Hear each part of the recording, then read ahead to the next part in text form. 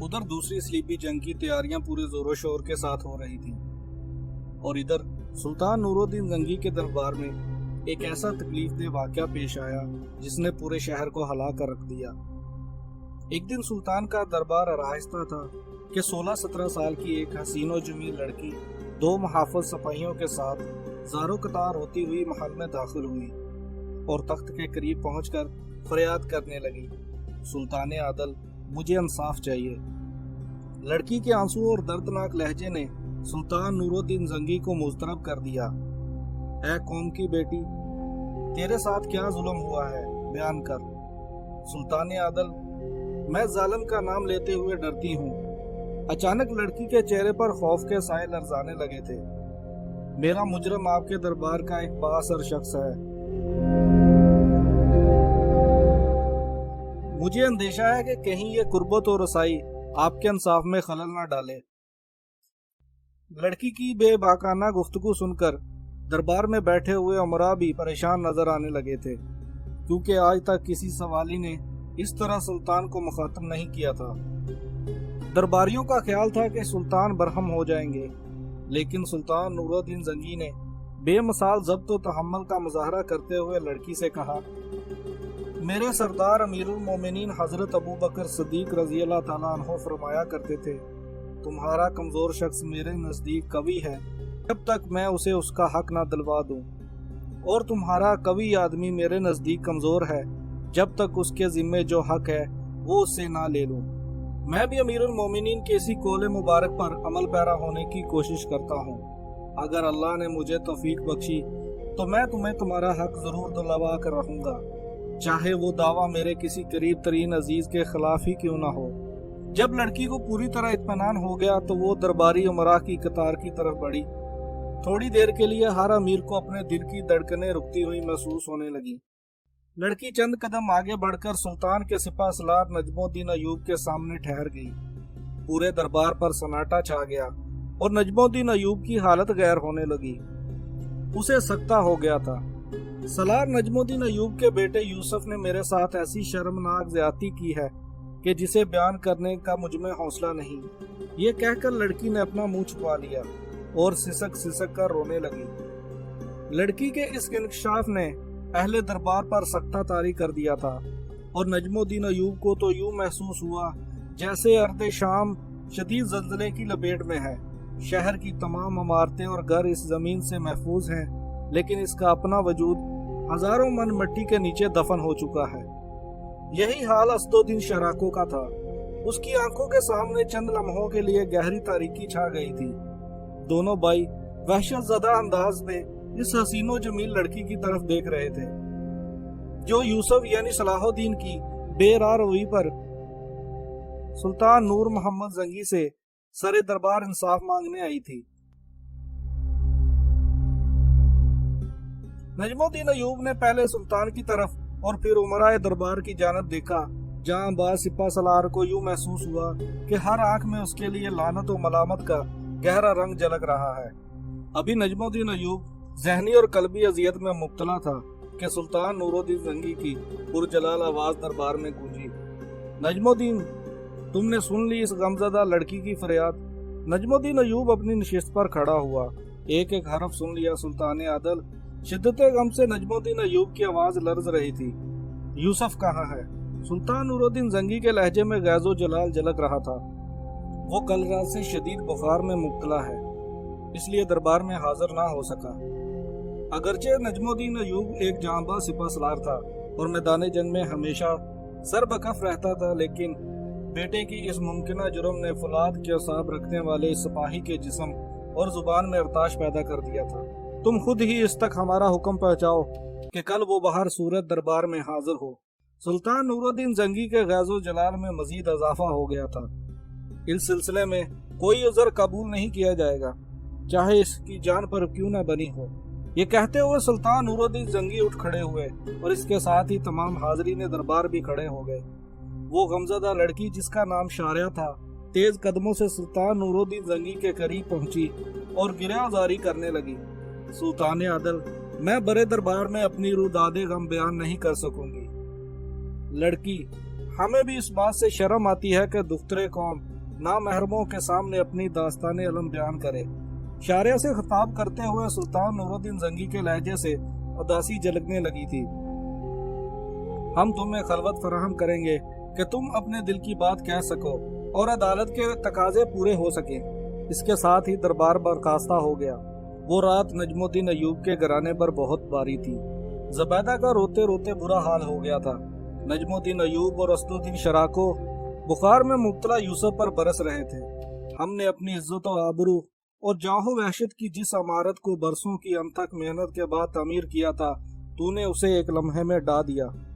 بخار کی شدت سے یوسف کا چہرہ تپ رہا تھا، پھر بھی اس نے قوت ارادی کو بروئے کار لا کر سنبھلنے کی کوشش کی اور ادب کے اسی روایتی لہجے میں باپ کو مخاطب کرتے ہوئے کہا، بابا محترم، میں بے قصور ہوں۔ میں نے ہر قدم پر اس بات کا خیال رکھا ہے کہ میری کسی غلطی سے باپ دادا کی عزت و توقیر میں کمی نہ آنے پائے۔ پھر اس لڑکی نے اپنی شرم و حیا کو بلائے طاق رکھ کر تجھ پر یہ الزام تراشی کیوں کی؟ نجم الدین ایوب کے لہجے سے شدید غصہ جھلک رہا تھا۔ میں نہیں جانتا کہ اس عورت کو مجھ سے یہ شکایت کیوں پیدا ہوئی، یوسف نے نہایت معصومانہ انداز میں کہا۔ اگر تجھ پر یہ جرم ثابت ہو گیا تو پھر ہمارے عہدے اور منصب کا کیا ہوگا؟ ہمیں بھی ذلت و ندامت کے ساتھ معزول کیا جا سکتا ہے۔ اسد الدین شراکو کا لہجہ سخت غضبناک تھا۔ اگرچہ وہ اپنے بھتیجے سے بے پناہ محبت کرتا تھا، لیکن اس سنگین صورتحال میں وہ بھی ہراساں نظر آ رہا تھا۔ یوسف نے اپنی فطرت کے مطابق انتہائی ضبط و تحمل کا مظاہرہ کرتے ہوئے کہا، ام محترم، ایک شخص کے گناہ کا بوجھ دوسرے کے کندھے پر ہرگز نہیں ہوتا۔ یوسف نے قرآن مجید کی ایک آیت مقدسہ کا حوالہ پیش کیا، اگر میرا گناہ ہے تو اس کا بوجھ میں خود ہی اٹھاؤں گا۔ نجم الدین اور اسد الدین شراکو عجیب اذیت و کشمکش میں مبتلا تھے۔ جب وہ یوسف یعنی صلاح الدین کی استقامت دیکھتے تو انہیں یقین سا ہونے لگتا کہ ان کا بیٹا بے گناہ ہے، مگر جب انہیں اس غمزدہ لڑکی کی گریہ وزاری اور بے قراری یاد آتی تو یوسف گناہگار نظر آنے لگتا۔ بڑے سنگین اور اذیت ناک لمحات تھے جن سے شامی افواج کا سپہ سالار اور اس کے اہل خانہ بری طرح متاثر ہوئے تھے۔ دوسری طرف سلطان نور الدین محمود زنگی نے اپنے محل کے ایک مخصوص کمرے میں قاضی ابن ارسون اور اس لڑکی شاریہ کو طلب کیا جو یوسف یعنی صلاح الدین کے خلاف مدعی تھی۔ لڑکی، اس وقت تم دربار شام میں نہیں، ایک ایسے خفیہ کمرے میں ہو جہاں میرے اور قاضی صاحب کے سوا کوئی تیسرا فرد موجود نہیں۔ سلطان نور الدین زنگی نے نہایت نرم لہجے میں شاریہ کو مخاطب کرتے ہوئے کہا، اب تم بے جھجک ہو کر اپنی روداد غم پوری تفصیل کے ساتھ بیان کر سکتی ہو۔ شاریہ نے انتہائی رقت امیز لہجے میں کہنا شروع کیا، سلطان عادل، مجھے یوسف یعنی صلاح الدین کی شاہ سواری بہت پسند تھی۔ میں نے اسے کئی بار آپ کے ساتھ چوگان کھیلتے دیکھا، پھر رفتہ رفتہ میری پسندیدگی بڑھتی چلی گئی۔ یہ کہتے کہتے شاریہ کے چہرے پر شرم و حیا کا ہلکا سا رنگ ابھر آیا اور اس نے سر کو جھکا لیا۔ آخر میں ایک دن یوسف کی محبت میں گرفتار ہو گئی اور اس کے سامنے اپنی محبت کا اظہار بھی کر دیا۔ یوسف نے بھی بھرپور انداز میں میری محبت کی پذیرائی کی۔ مجھے یقین تھا کہ وہ ایک لائق شاہ سوار کی طرح قابل اعتبار نوجوان بھی ہوگا۔ یہ کہہ کر شاریہ نے سر اٹھایا اور سلطان نور الدین محمود زنگی کی طرف ہاتھ کے اشارے سے کہا، اور اس اعتبار کی وجہ آپ تھے سلطان عادل؟ ہم؟ والی شام نے چونک کر کہا، وہ کس طرح؟ اس بات کی وضاحت کرو لڑکی۔ اس لیے کہ یوسف آپ کا مصاحب خاص ہے۔ شاریہ کی آنکھوں سے آنسو جاری تھے، مگر اس کے لہجے سے بہت زیادہ اعتماد جھلک رہا تھا۔ شاریہ نے ایک ایک لفظ پر زور دیتے ہوئے کہا، اور سلطان عادل، ایک بے اعتبار شخص کو اپنا مصاحب خاص نہیں بنا سکتے۔ شاریہ کے لہجے میں اس قدر بے ساختگی تھی کہ سلطان نور الدین محمود زنگی بھی اس کی بات سے متاثر ہوئے بغیر نہ رہ سکے۔ لڑکی، اس حسن زن کے لیے ہم تیرے شکر گزار ہیں۔ قاضی ابن ارسون بار بار اپنی کرسی پر پہلو بدل رہے تھے۔ وہ اس واقعے کا انجام جاننے کے لیے مضطرب تھے، کیونکہ معاملہ ان کے شاگرد خاص یوسف کا تھا، مگر یہ حوالہ بھی غیر معتبر ٹھہرا۔ یکا یک شاریہ کے بہتے ہوئے آنسو میں تیزی آ گئی تھی۔ یوسف نے مجھے دھوکہ دیا ہے، کچھ دن شادی کرنے کے فریب میں مبتلا رکھا اور پھر ایک روز ٹھکرا دیا۔ اپنے تمام وعدوں سے منحرف ہو گیا۔ وہ ہو سکتا ہے کہ تمہارے اور یوسف کے خیالات میں ہم آہنگی نہ ہو، قاضی ابن ارسون نے شارع کو مخاطب کرتے ہوئے کہا، اس صورت میں عورت و مرد کو الگ ہو جانا ہی مناسب ہے تاکہ شادی کے بعد ازدواجی زندگی ایک عذاب نہ بن جائے۔ شارع زارہ قطار رونے لگی، مجھے یوسف کی بے وفائی کا گلہ نہیں، مگر اس نے جو میرے ساتھ ناروا سلوک کیا اس کا ازالہ کون کرے گا؟ اس نے میری شدید محبت اور سادگی سے یہاں تک فائدہ اٹھایا کہ مجھے گناہ گار بنا ڈالا اور میرے چہرے پر کبھی نہ مٹنے والی سیاہی مل دی۔ سلطان نور الدین زنگی اس انکشاف پر کسی خاص رد عمل کا اظہار نہیں کر سکے، کیونکہ وہ پہلے ہی لڑکی کی روداد غم حاضرین دربار کے سامنے سن چکے تھے، مگر قاضی ابن ارسون کے لیے یہ بات ناقابل یقین تھی، اس لیے وہ جوش اضطراب میں اٹھ کھڑے ہوئے اور شارع کو مخاطب کر کے کہنے لگے، یوسف ایسا نہیں کر سکتا، میں اسے خوب جانتا ہوں، وہ ایک صاحب کردار نوجوان ہے، انتہائی پاک باز اور سنجیدہ، میں اس سے کسی ایسی شرمناک فعل کی توقع نہیں کر سکتا۔ قاضی ابن ارسون کا بیان سن کر سلطان نور الدین زنگی نے مداخلت کی، قاضی صاحب، آپ کا طرز عمل انصاف کے تقاضوں کی نفی کر رہا ہے، آپ اس وقت اپنے جذبات کی گرفت میں ہیں، اس لیے کہ یوسف آپ کا شاگرد ہے۔ سلطان عدل، میں اپنے اس اضطراری عمل پر نادم ہوں، بے شک میں یوسف کے معاملے میں بہت زیادہ جذباتی ہو گیا تھا۔ یہ کہہ کر قاضی ابن ارسون دوبارہ اپنی نشست پر بیٹھ گئے، پھر شارع سے مخاطب ہو کر بولے، لڑکی، کیا تمہارے والدین اس المناک واقعے سے باخبر ہیں؟ بدقسمتی سے میرے ماں باپ اس دنیا میں موجود نہیں۔ شارع نے انتہائی رقت امیز لہجے میں کہا، میرا کوئی والی وارث نہیں، بہت دور کے ایک عزیز کے پاس رہتی ہوں، کیا تم اس سلسلے میں کوئی گواہ پیش کر سکتی ہو؟ قاضی ابن ارسون نے شارع سے سوال کیا۔ غریبوں کا کون گواہ ہوتا ہے؟ شارع نے روتے روتے کہا، بس اللہ ہی میری محبت کی گواہی دے سکتے ہیں۔ اطمینان رکھو لڑکی، تمہارے ساتھ پورا انصاف ہوگا۔ اس واقعے کی مکمل تفصیلات سننے کے بعد سلطان نور الدین زنگی نے انتہائی پرجلال لہجے میں کہا، عدالت کے فیصلے میں کوئی رشتہ اور کوئی منصب خلل انداز نہیں ہو سکتا، چاہے مجرم نور الدین کا مصاحب خاص کیوں نہ ہو یا قاضی ابن ارسون کا شاگرد خاص کیوں نہ ہو۔ سلطان عادل، مجھے امان دی جائے۔ یکایک شارع کے چہرے پر گہری خوف کے سائے لرزنے لگے۔ میں ایک بے سہارا لڑکی ہوں اور وہ بہت طاقتور انسان ہے، مجھے اپنی جان کا خطرہ ہے۔ سلطان نور الدین زنگی نے اس وقت فرمان جاری کر دیا کہ جب تک شارع کے مقدمے کا فیصلہ نہیں ہو جاتا وہ اس وقت تک محل کی کنیزوں میں شامل رہے گی۔ وہ رات نجم الدین ایوب اور اس کے اہل خانہ پر ہی گراں نہیں تھی، بلکہ قاضی ابن ارسون بھی شدید اذیت اور کرب میں مبتلا تھے۔ انہیں اس بات کا قلق تھا کہ اس کے شاگرد خاص کے نام سے ایک شرمناک واقعہ منسوب کر دیا گیا تھا۔ اگر وہ سچ ثابت ہو گیا تو میری ساری تعلیم و تربیت رائیگاں جائے گی۔ اس خیال کے آتے ہی قاضی ابن ارسون گھبرا کر اٹھ بیٹھے اور انہوں نے مالک حقیقی کے سامنے دستے سوال دراز کر دیا، اے تمام جہانوں کے پالنے والے، میرے یوسف کی دستگیری کر، اس کی مشکل کشائی فرما اور مجھ ناچیز کو اہل شہر کے سامنے شرمندہ ہونے سے بچا لے۔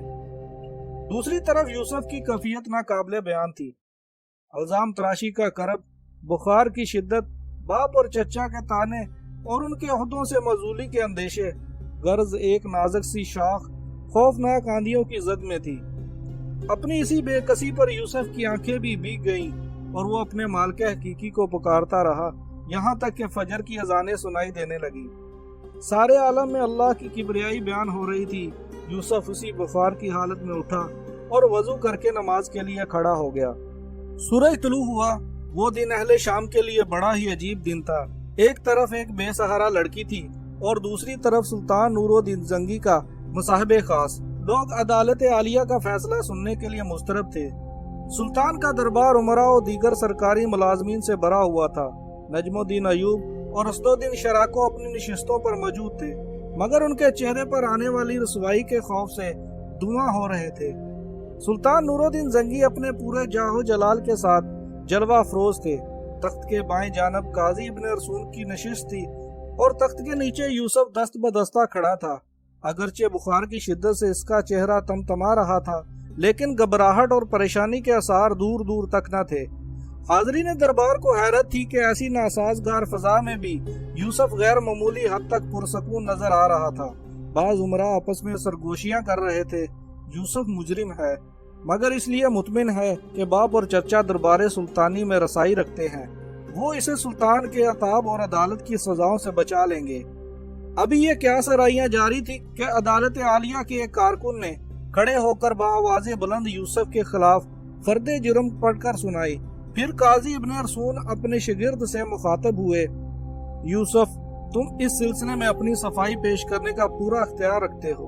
استاد محترم، جب میں مدعیہ سے واقف ہی نہیں تو پھر مجھ سے یہ گناہ کس طرح سرزد ہو سکتا ہے؟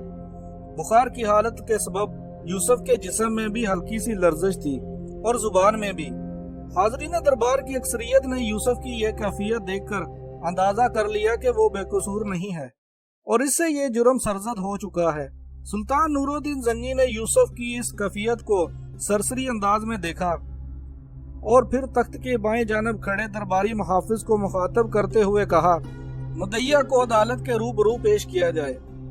تھوڑی ہی دیر میں 2 محافظ سپاہی شارعہ کو لیے ہوئے دربار میں داخل ہوئے۔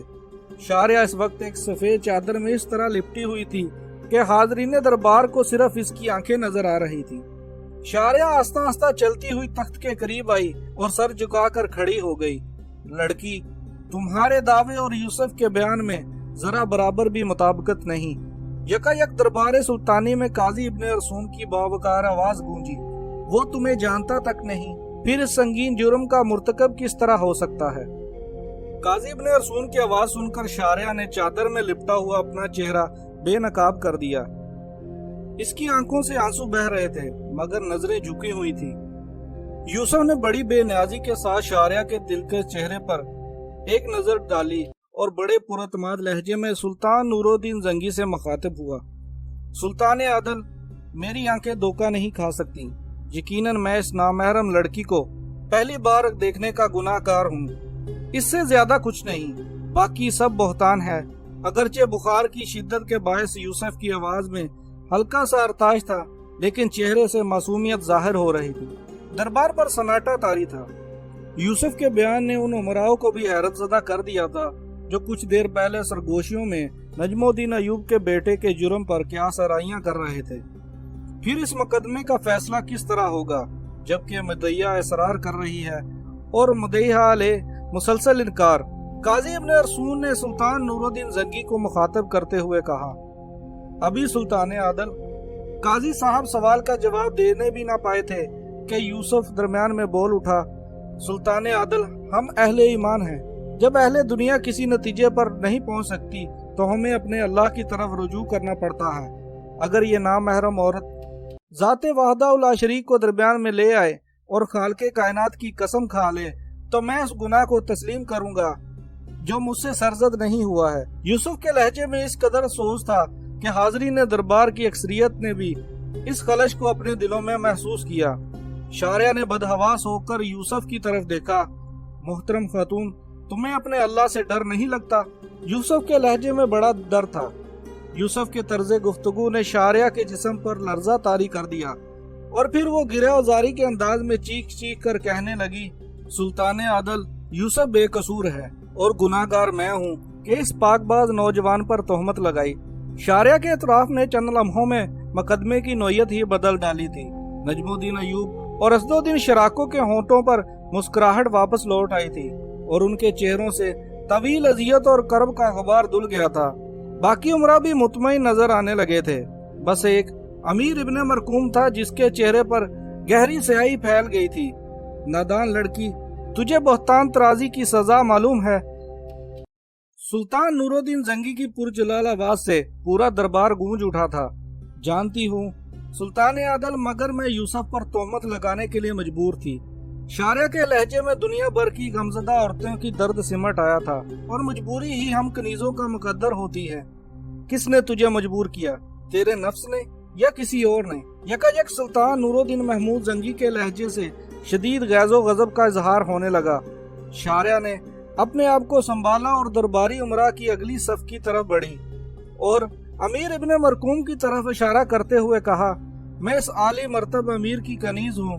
مجھ سے کہا گیا تھا کہ اگر میں نے یوسف کا دامن داغدار نہیں کیا تو قتل کر دی جاؤں گی۔ ایک بار پھر دربار شام میں زلزلہ سا آ گیا تھا۔ तमाम उमरा इब्ने मरकूम को मलामत ज़दा नजरों से देख रहे थे। सुल्तान आदल, ये लड़की पैदाइशी झूठी है।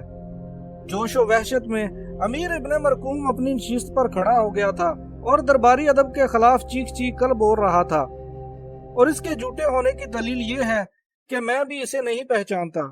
सुल्तान नूरुद्दीन जंगी ने अमीर इब्ने मरकूम से कोई हुज्जत किए बगैर दरबार के मुहाफिज सिपाहियों को इशारा किया, इब्ने मरकूम को गिरफ्तार करके जिंदान में डाल दो। कौन सच्चा है और कौन झूठा, इसका फैसला हम कल करेंगे। हुक्म सुल्तानी सुनते ही दरबार के मुहाफिज सिपाही आगे बढ़े और इब्ने मरकूम को खींचते हुए बाहर ले गए। इस तरह एक हकीकी मुजरम बेनकाब हो चुका था। यूसुफ, हमारे करीब आओ। इब्ने मरकूम के जाते ही सुल्तान नूरुद्दीन महमूद जंगी ने यूसुफ से मुखातब होते हुए कहा। बुखार की शिद्दत और बढ़ गई थी। यूसुफ लड़खड़ाते कदमों से आगे बढ़ा और इसने सुल्तान आदल के हाथ को बोसा दिया। मैं बहुत शर्मिंदा हूँ कि मेरी वजह से आपको शदीद अजियत पहुंची। ये कहते कहते यूसुफ रो पड़ा। सुल्तान नूरुद्दीन जंगी ने खड़े होकर यूसुफ को गले लगाया और बाआवाज़े बुलंद कहा, हमें खुशी है कि तुमने हमारे एतबार को बरकरार रखा। अभी सुल्तान की यह बात मुकम्मल भी ना हुई थी कि यूसुफ लड़खड़ा कर तख्त पर गिर पड़ा। इस वक्त सुल्तान नूरुद्दीन जंगी को एहसास हुआ कि यूसुफ का जिस्म बुखार से जल रहा है। सुल्तान नूरुद्दीन जंगी के माहिर जासूसों ने चंद घंटों में अमीर इब्ने मरकूम और शारिया के मुतल्लक सारी मालूमात हासिल कर ली थी। शारिया एक तुर्की नजाद लड़की थी जिसके माँ बाप मर चुके थे और वो एक जंग में अमीर इब्ने मरकूम के हाथ लग गई थी। दोनों का तल्लक साबित हो चुका था। फिर सुल्तान नूरुद्दीन जंगी ने शारिया को अपने मखसूस कमरे में तलब करके मजीद पूछगछ की। शारिया ने रो रो कर बताया कि अमीर इब्ने मरकूम इस पर बेपुनाह तशद्दुद करता था, यहाँ तक कि वो अपनी जान बचाने की खातिर उसने यूसुफ पर भी तोहमत लगाई थी। फिर सुल्तानी हरम सरा की कनीज खास ने इस बात की तस्दीक कर दी कि शारिया की पुश्त पर कोड़ों की बेशुमार निशानात थे। सुल्तान नूरुद्दीन जंगी ने काजी इब्ने अरसून से मशवरा किया कि बहतान तराजी के जुर्म में शारिया को क्या सजा देनी चाहिए। काजी इब्ने अरसून ने कुरान हकीम की एक आयत मुकद्दसा का हवाला देते हुए कहा, बारी ताला का इरशाद है कि अगर कोई शख्स भूख से मर रहा है तो वो हालत इज़्तिराब में मुर्दार भी खा सकता है। इस तरह इस कनीज को भी अपनी हलाकत का अंदेशा था। इस बायस वो झूठ बोलने पर मजबूर हो गई थी। फिर दूसरे दिन सुल्तान नूरुद्दीन जंगी के हुक्म पर शाम के तवील और रीज मैदान में हजारों इंसान जमा हुए। ये हुक्म इसलिए जारी किया गया था कि अहले ईमान अपनी आंखों से एक बुख्तान तराज को दी जाने वाली सजा का मुंजर देखें। फिर अमीर इब्ने मरकूम को इस मैदान में लाया गया कि बारी जंजीरों के बोझ से इसके कदम लड़खड़ा रहे थे। बारे नदामत से सर झुका हुआ था और जिल्लत और रसवाई के एहसास से सुर्ख और सफेद चेहरा मसख हो गया था। फिर शरई हुक्म के मुताबिक अमीर इब्ने मरकूम को 80 कोड़े लगाए गए, यहाँ तक कि वो लहूलुहान होकर जमीन पर गिर पड़ा। इस इबरतनाक मंजर को देखकर शाम के बशिंदों को यकीन आ गया कि कोई मुजरम सुल्तान आदल की दस्तरस से दूर नहीं, ख्वाह वो कोई बाअसर अमीर ही क्यों ना हो। जब अमीर इब्ने मरकूम जख्मों की सोजा से करा रहा था तो सुल्तान नूरुद्दीन जंगी इसके करीब पहुंचे और इंतहाई गजबनाक लहजे में कहने लगे, ये शरीयत की सजा थी जो मुकम्मल हो गई, मगर अभी तेरी दूसरी सजा बाकी है। फिर जब अमीर इब्ने मरकूम के जख्म भर गए तो उसे एक गधे पर सवार करके पूरे शहर में घुमाया गया। सुल्तान नूरुद्दीन महमूद जंगी के हरकारे साथ साथ थे। जब ये इबरतनाक मंजर देखने के लिए लोगों की भीड़ जमा हो जाती तो सुल्तानी नकीब अहले शहर को मुखातब करते हुए बाआवाज़े बुलंद कहता, यह शख्स की सजा है जिसने अपने फर्ज मनसबी से कोताही बरती और सुल्तान आदल के एतबार को ठेस पहुंचाई। इसके बाद सुल्तान नूरुद्दीन जंगी ने अमीर इब्ने मरकूम की सारी जगीरें जब्त कर ली और इसे अमारात के ओहदे से मजूल कर दिया। अब वो शाम का एक गरीब और लानत ज़दा शख्स था। सुल्तान नूरुद्दीन महमूद जंगी ने अमीर इब्ने मरकूम की जब्तशुदा जगीर यूसुफ को देनी चाहिए, मगर इसने आला ज़र्फी का मुजाहरा करते हुए इन जागीरों को कबूल करने से इनकार कर दिया। मैं हमेशा सुल्तान आदल का ममनून रहूंगा कि आप ही के अल्ताफ खास के बायस मुझे पहचाना गया और ये इज्जत और तकीर हासिल हुई। यूसुफ के लहजे से इहतराम भी झलक रहा था और वकार भी। अगर सुल्तान आदल मुझे मजबूर करेंगे तो मैं ज़ाहिरी तौर पर इस अनाम को कबूल कर लूंगा, लेकिन जिंदगी भर मेरा दिल एक अजीब व इस्तराब और खलिश का शिकार रहेगा। सुल्तान नूरुद्दीन जंगी ने किसी कदर हैरत से यूसुफ की तरफ देखा اور انتہائی نرم لہجے میں کہا، اپنی بات کی وضاحت کرو یوسف۔ سلطان عادل مجھے یہ احساس چین سے بیٹھنے نہیں دے گا کہ جیسے میں غاضب ہوں۔ یوسف نے مؤدبانہ لہجے میں اپنی بات کی وضاحت کرتے ہوئے کہا، میں نے امیر ابن مرکوم کی جگیروں پر قبضہ کر لیا ہے۔ تم غاضب تو اس وقت کہلاتے جب اس میں تمہاری ذاتی کوششوں کا دخل ہوتا۔ یوسف کا جواب سن کر سلطان نور الدین محمود زنگی کے ہونٹوں پر ہلکا سا تبسم ابھر آیا۔ اگر غاضب نہیں تو پھر خود کو ایک سود خور سمجھوں گا۔ یوسف نے نئے انداز میں اپنے انکار کی توجیہ پیش کرتے ہوئے کہا، ان جگیروں کے حصول میں میری کسی ذاتی کوشش یا کارکردگی کا دخل نہیں۔ میرے لیے ایسے اعزاز کافی ہیں کہ سلطان عادل نے مجھے ہم کلامی کا شرف بخشا۔ یوسف کا جواب سن کر سلطان نور الدین زنگی کے چہرے پر گہری مسرت کا رنگ جھلک آیا۔ پھر حاضرین دربار سے مخاطب ہو کر بولے، یوسف کے خد و خال بہت غور سے دیکھ لو، اہل وفا کے چہرے ایسے ہوتے ہیں۔ سلطان نور الدین زنگی کے ان الفاظ سے یوسف اور اس کے خاندان کا مرتبہ کچھ اور بلند ہو گیا، مگر اس کے ساتھ ہی کچھ دوسرے امراء کے دل میں بھی حسد کے جذبات کروٹیں لینے لگے۔ بعض جہاں دیدہ اور قیافانہ شناس امیروں کو اندازہ ہو گیا کہ سلطان کا مصاحب خاص ہونا اس نوجوان کی حقیقی منزل نہیں بلکہ اس کا مقام کچھ اور ہے۔ ترکی نژاد کنیز شارعہ کو بھی یوسف نے دل کی گہرائیوں سے معاف کر دیا تھا اور سلطان نور الدین زنگی سے سفارش کر کے سلطانی حرم سرا کی کنیزوں میں شامل کرا دیا تھا۔ شارعہ کو پہلے ہی یوسف سے محبت تھی، مگر جب اس نے ایک نوجوان کی اعلیٰ ظرفی کا یہ عظیم الشان مظاہرہ دیکھا تو وہ یوسف پر فدا ہو گئی اور ایک دن شدید اضطراب کی حالت میں یوسف کے گھر پہنچ گئی اور اہل خانہ کے سامنے رو رو کر یوسف سے معافی مانگنے لگی۔ نجم الدین ایوب اور زبیدہ نے بھی ایک بے سہارا لڑکی سے ہمدردی کا اظہار کیا۔